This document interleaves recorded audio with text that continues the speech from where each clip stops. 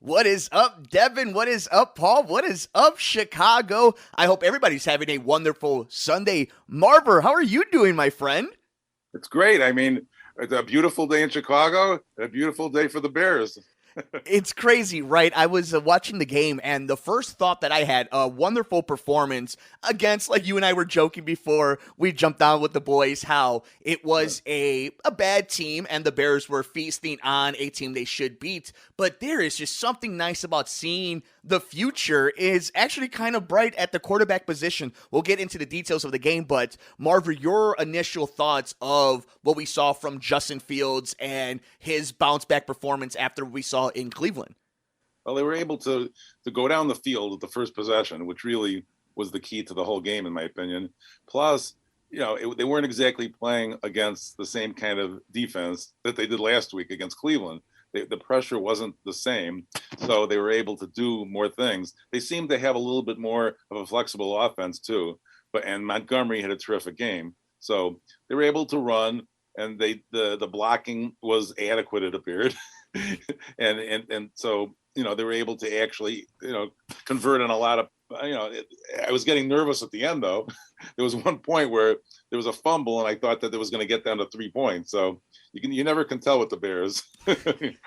I think one thing that I took right from Jump Street was we saw visor hat Nagy, which means no Big Denny's menu of play calls. It looked like Bill Lazor was the man calling the shots for Justin Fields in his second start. And I have to admit, Marver and Paul, Devin, I think everybody who's here on the Sports Cubicle, and of course back in the day of the Rewind Sports 60, our big thing has always been if you're going to play the kid, when you play the kid, you have to make sure your offense is catered towards him. And we saw a lot of that. And I think obviously coming out of the end of the game, we were talking about how maybe it got a little shaky at the end. But one of the bigger faults, one of the bigger blemishes from this game is obviously the David Montgomery injury. We don't know the status of that yet after a wonderful performance that really helps out a young quarterback, a bad offensive line against a bad team. What do? You run the ball down their throats. And of course, Akeem Hicks early when this defense, who I specifically was yelling about last week on my honeymoon, showed up, got a bunch of turnovers, and made the plays they were supposed to, including Khalil Mack. What are your thoughts about what we saw as a general performance from Bill Lazor being the guy calling the offense and the way this defense responded? Now, granted, like you said, it's against Detroit. Are you feeling that this is more what the Bears could be, or is this more of a false fugazi, a fake ring, if you will? Yeah, I want to see them in the future. I don't want this to be the now we got it going. I mean, Fields was 11 of 17 for 209 yards, pretty good. One interception. Montgomery 106 yards with 23 carries, and the passing game was pretty good. Mooney was the star, 5 receptions for 125 yards.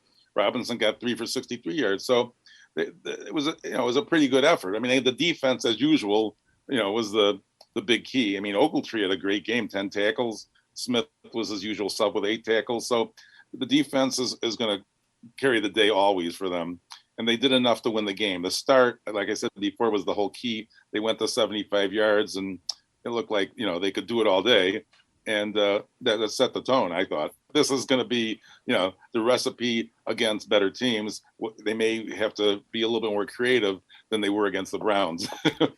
And I think you nailed it right on the head, not just about who they're going to be playing in the future, but they set the tone in this game. And I think we've all talked about this here on the show where we don't think this team is going to win a Super Bowl, but you got to win certain games and you're going to have to learn on the fly. You're going to win 6, 7, 8 games, but that's okay as long as you're learning and the right people are contributing to those wins and those losses. To have it franked down to the middle of it is we have to make sure that we're honest with ourselves that we saw last week.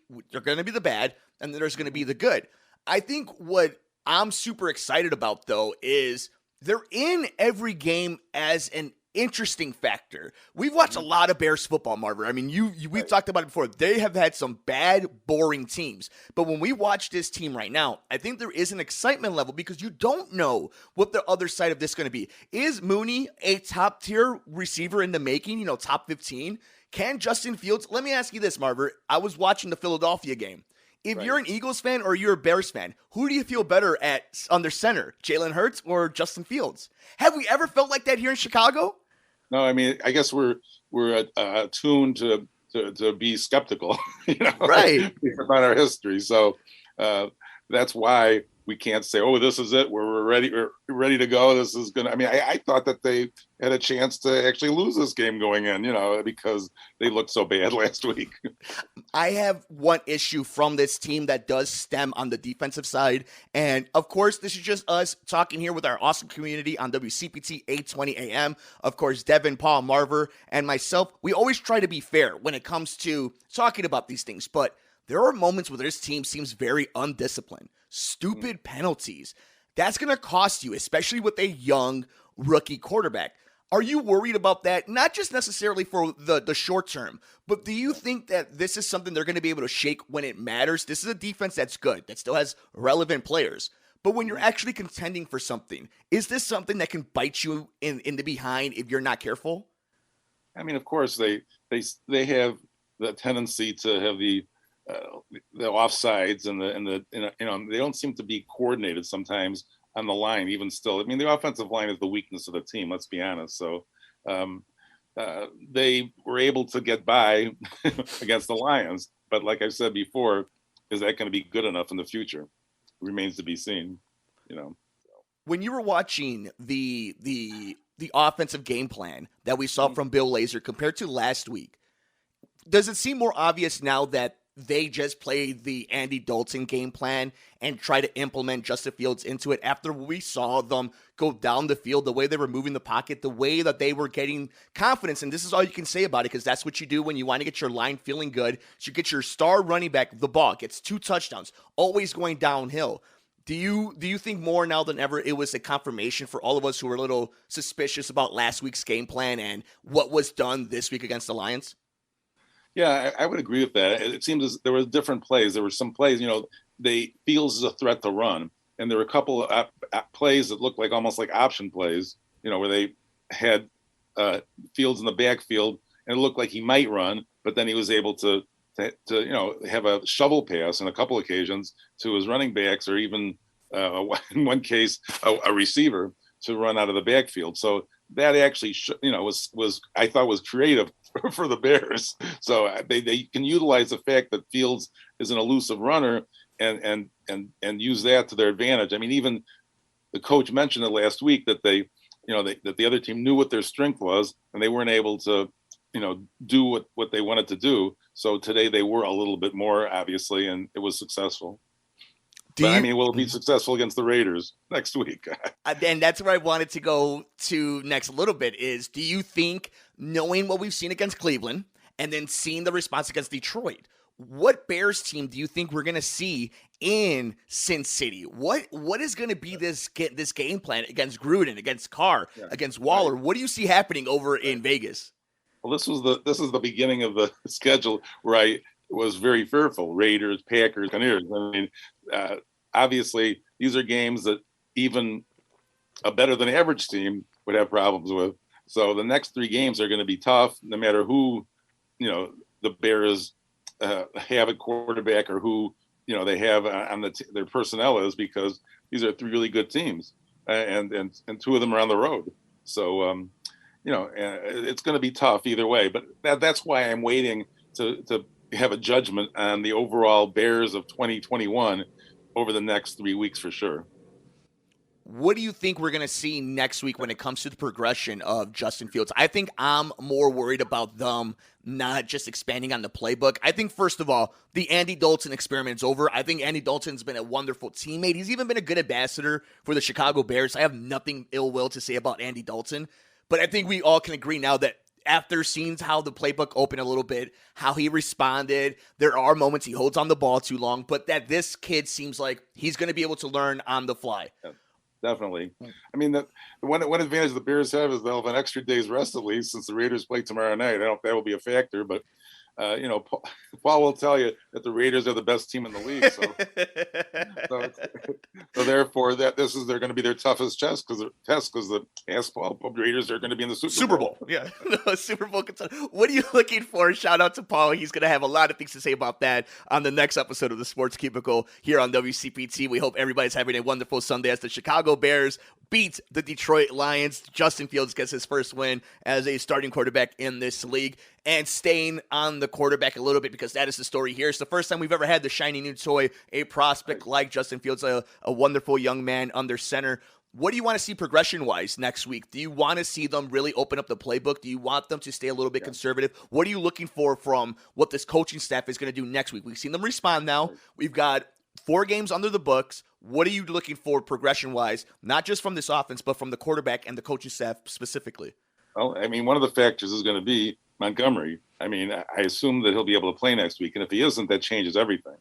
But I actually was surprised that they didn't have more run pass options for Fields. That's something they could utilize because of his skill at running, and that they may have to develop that more depending upon their personnel. Like I say, Montgomery looked like he went down. Hopefully he's okay. We'll get a report on that. We don't know yet, but that will be a key because the Raiders are very good against the run from what I can tell in terms of their previous games. So they may have to pass more next week. And I think the Bears secondary has been the biggest thing we've always been talking about all season. It's the thing that we've kind of hammered home the most. It's my biggest criticism of this front office and this coaching staff, more Ryan Pace than anything, is you let Kyle Fuller go. You told us that everything was going to be okay, and Eddie Jackson is going to be this star in the NFL, and we've seen a lot of hiccups along the way. And then we've seen awesome performances by this defensive line, by the secondary. And a lot of it is when you have Ogletree and Roquan Smith and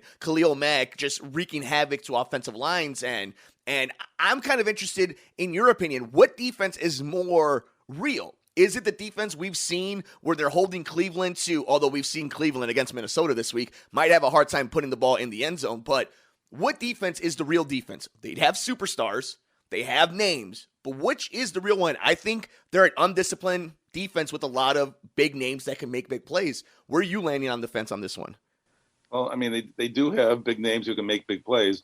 And, defensive secondary was the only thing I had some worries about. I mean, the linebackers and the line seem to be very strong. So I think they can be hurt a little bit with the passing game against them, but they're all in all, the defense, as usual, is going to hold their own in every game. Even against Cleveland, despite the fact that they were blown out, the defense was not horrible. So no, for 3 quarters, yeah, they kept the Bears in that game.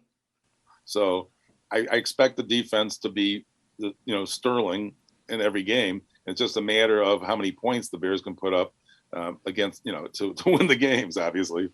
Make sure you guys are following us all over the universe. We're on Twitter at Sports Cubicle TV. And, of course, follow WCPT820 on Twitter at WCPT820, along as Facebook as well, to keep up to date with the amazing programming and all the Bears conversation, and including your AL Central champion Chicago White Sox and their huge matchup against the Astros. That's going to be a conversation a little later here on the Sports Cubicle. Marvelous one. So a 24-14 victory for the Chicago Bears. Next week, they have the Raiders in Sin City. What is one of the positive takeaways that you've taken from this game? We'll get to that in just a second. But I think negative takeaway is the David Montgomery injury. How big of an issue is this going to be for the Chicago Bears? Before we get to a positive outlook, how big of an issue really is this going to be for a young quarterback and the offensive game plan that we have going for this team next year if you're Bill Lazor? Right. I mean, he gained 100 yards, so that's 100 yards they won't have. So who's the next man up is the question. And that would be a problem for them with the running game. They would have to probably use Fields more. I'm surprised they haven't used, a wildcat or something, a little bit something creative, screen passes, things of that nature to shake things up. So they would have to do more of that in the absence of Montgomery. And obviously, I mean, that would be a key blow to the running game, no question about it, because Montgomery was outstanding today. So I would say that could make that's a difference maker if Montgomery's hurt enough so that he can't play. Yeah, and I think for anybody who's really just invested in this maturation of Justin Fields, an injury to David Montgomery is going to be a big hindrance. It's going to be a big hill to overcome. But I think if you've been paying attention and you've been following us here on Sports Cubicle, and if you're watching these Bears games, Justin Fields does a good job of when he gets hit, knows how to take a hit. Let's hope that it keeps developing. That's something Russell Wilson has that's kept them alive in this league for a long time. Justin needs to get rid of the ball. He holds on to it too long. He pump fakes too much. He passes the ball. It's going to be an issue that hopefully it seems like he's picking up on a lot of these things. And we've seen it just one full week and him being the starter, how much he was able to call defenses. And he's fitting the ball into tight windows to Allen Robinson that he has no business throwing it to. But the man has confidence and he believes in himself and he has that type of relationship with his wideouts. So I think that's something we have to look forward to. But with David Montgomery out there, you got to make sure that you're rolling him out of the pocket, you're moving the pocket, and you're giving him options so that he's able to get the play and the ball down the field, and they're able to move the chains. Marver, before we head out of here, when it comes to Bears over the lines, a big show still ahead of us. A lot of big conversations here in the city of Chicago. The Blackhawks and Bulls are right around the corner too, so it's going to be a busy one here on the Sports Cubicle. What's so wonderful. What's a shiny outlook for the Bears after this big win over the Lions and something that's very positive moving into week 5 against the Raiders?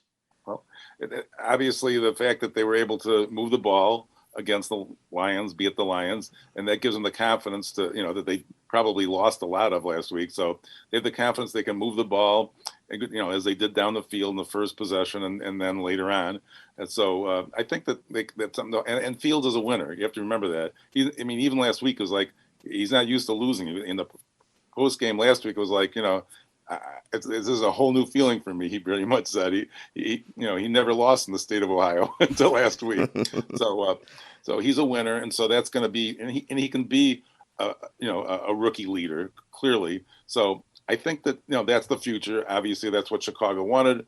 He's the future of the franchise from that standpoint, and I think he can. He has a lot of development potential, even as though he was a star in college. There's a lot he can do, particularly with his passing skills. That probably wasn't his strength even at Ohio State, honestly. So he can work on that, and they're going to be okay. But like I say, if they're able to win 1 or 2 of the next 3, that would be outstanding. Especially next week for the show, if he's able to get a win in Las Vegas over the Raiders, and we can make it a nice Sunday next week for our boy Paul Shivari. Yeah. It's a wonderful time in Chicago seeing a young quarterback and a Bears win, even though, like we keep saying, the asterisk against the Lions is still the NFL, and a win is a win is a win. The Bears beat the Lions 24-14. Justin Fields 11 for 17, 209 yards, and 1 interception. David Montgomery, the big story, 23 carries for 106 yards, 2 touchdowns, but leaves the game with an injury to Akeem Hicks as well. So make sure you guys are following us on Twitter at Sports Cubicle TV. Keep up to date with every injury news and breaking news, including when we are officially announced that Justin Fields will be the starting quarterback for next week for the Chicago Bears. Of course, we are on all over social media, on Facebook at WCPT820 AM on Facebook and on Twitter. And of course, on SoundCloud. Make sure you guys are following us on WCPT. Marver, thank you guys so much. We got a busy show ahead of us. We got to talk about the AL Central Division champion, Chicago White Sox, and their date with the Houston Astros. Thursday. Yes, and of course. It's in Houston. Houston got the home field, so they'll have Thursday, Friday, but then Sunday, the Sox will have a home playoff game for the first time since 2008. That'll be beautiful. Make sure you show out, Chicago. Yes, and that will be next Sunday. And I think that Paul's going to be there, by the way, if I recall correctly, at that game. So we can ask him after the break. Paul's going to have a wonderful time. Chicago's going to have a wonderful time because that is going to be a fascinating series. We got to talk about all that. We also got to talk about the Chicago Bears moving to Arlington Heights, potentially a huge deal, what that means for the city, what that means for the suburbs, and everything in between. It's Devin Tingo. It's Dan Marver. Of course, Paul Shivari. I'm Mike Mercado. You're tuned into the Sports Cubicle. It's time for Paul Shivari to take us around the National Football League here on WCPT, where facts matter.